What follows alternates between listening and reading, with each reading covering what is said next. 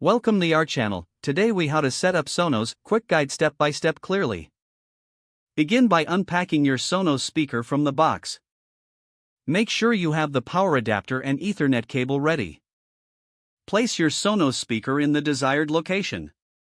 Plug the power adapter into the speaker and connect it to a wall outlet. If your speaker supports a wired connection, use the Ethernet cable to connect it to your router.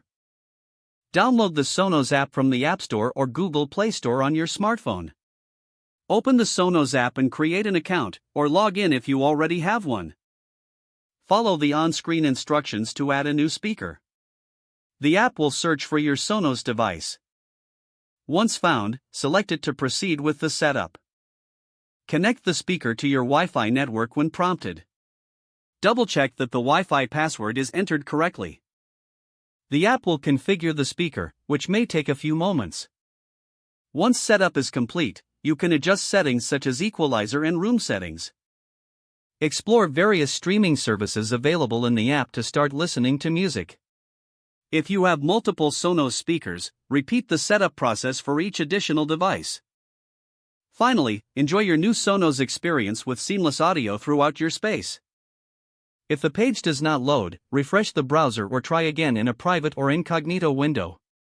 Make sure you are using the correct email address, then retype it carefully to avoid small typos. If your password is not accepted, use the reset option and create a new strong password you can remember.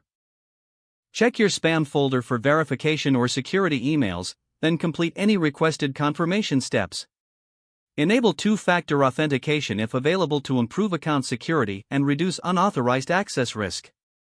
After signing in, review your profile details so your contact information and settings are accurate and current. If you see an error message, note it down and try again after restarting your device and internet connection.